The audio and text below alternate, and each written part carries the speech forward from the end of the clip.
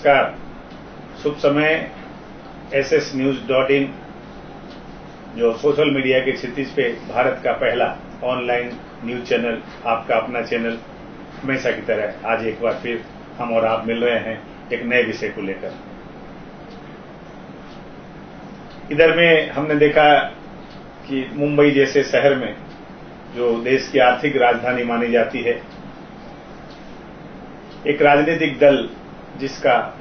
जीवन काल में समझता हूं करीब करीब 130 साल का हो गया है। 1885 में बहुत कम लोग जानते हैं कि भारतीय राष्ट्रीय कांग्रेस जिसे कहा जाता है,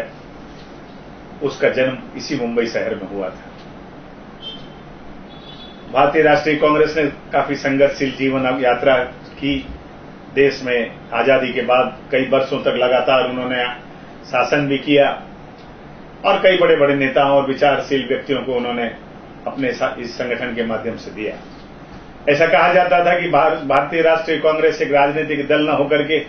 एक राजनीतिक विचारधारा है और उसी विचारधारा के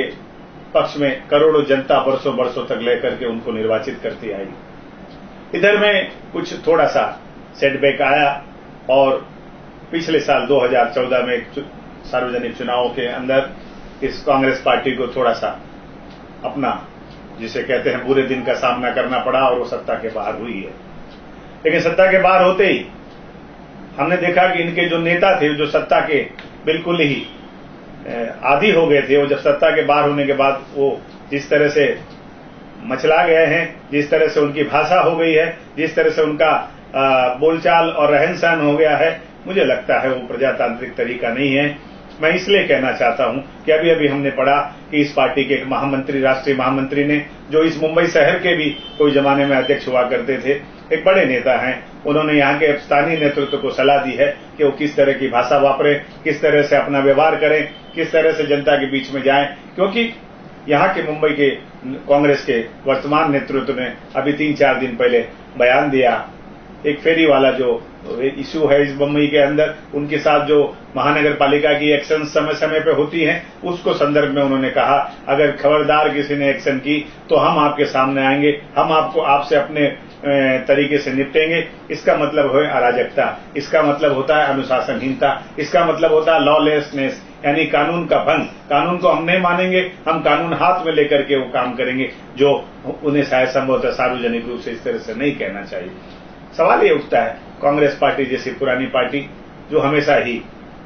नीतियों पर चलती रही, जो हमेशा ही अपने विचारधारा पर चलती रही, क्या ये कांग्रेस की विचारधारा है कि कानून को अपने हाथ में लेकर के आप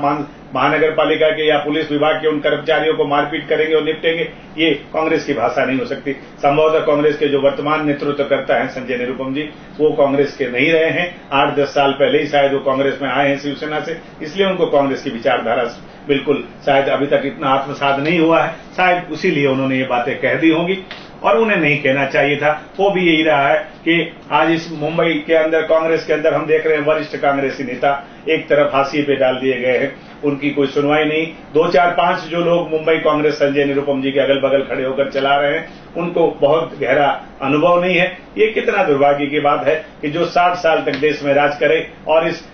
मुंबई शहर में जिस पार्टी का जन्म हुआ, 130 वर्ष पुरानी पार्टी के पास ऐसे व्यक्ति नहीं जिसके लिए कोषाध्यक्ष और महामंत्री और महानगर पालिका का इंचार्ज एक व्यक्ति हो। 3-3 जिम्मेदारियां एक व्यक्ति के पास है, उनको 3 व्यक्ति नहीं मिले जब उनको जिम्मेदारियां बांटी जा सके।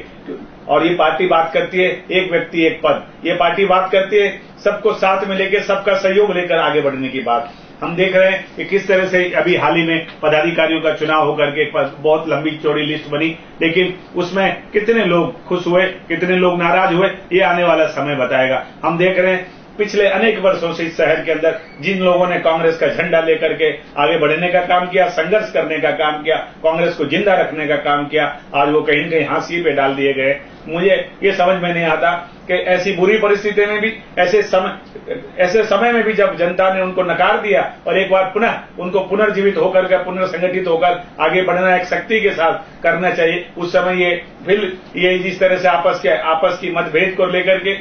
एक दूसरे को काट छाट कर करके जिस तरह से संगठन को लगातार कमजोर बनाने का काम हो रहा है, शायद वो नहीं होना चाहिए, कांग्रेस के हित में नहीं है और कांग्रेस के माध्यम से कहीं न कहीं ये समाज और देश के हित में भी नहीं है, क्योंकि हम भी उन लोगों में से मानने वाले हैं कि कांग्रेस इस देश की राजनीतिक एक विचारधारा है जिसका जीवित रहना बहुत जरूरी है, चाहे वो शासन में रहे या न रहे, लेकिन जनता के बीच में कांग्रेस की विचारधारा का रहना जरूरी है। और इसीलिए वो विचारधारा जब मजबूत रह सकती है, जब इकट्ठा रह सकती है, जब समुचित कांग्रेसी विचारधारा के लोगों को एक साथ समूह बनाकर संगठित कर उनका एक दूसरे का सहयोग लेकर एक संगठित ताकत का निर्माण हो, जो आज कहीं दिख नहीं रहा है। वो जब तक नहीं होगा तब तक कांग्रेस का पुनर्गठन और पुनर्जीवन मैं समझता हूं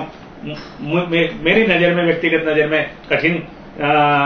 नजर आ रहा है। और ठीक किया वो कांग्रेस के राष्ट्रीय महामंत्री ने जिस तरह से बयान देकर अपने इस स्थानीय नेतृत्व को थोड़ा सा कान मरोड़ने का काम किया और उन्होंने मुंबई महानगर पालिका के कमिश्नर को फेरीवाला के हित में जो कुछ भी उनको सुरक्षा प्रदान करने का, अल्टरनेट जो उनको व्यवस्था देने का, जो भी उनके जीवन यापन करने के लिए जो भी सहयोग करने की जो बात एक प्रजातांत्रिक तरीके से उन्होंने लिखी, शायद वही एक तरीका होना चाहिए था जो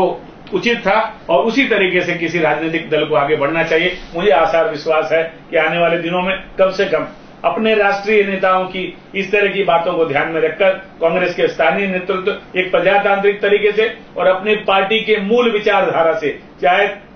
आत्मसात करके उसको आगे बढ़ाने का काम करेंगे, उसको संगठित करने का काम करेंगे और उसको मजबूती प्रदान करने का काम करेंगे।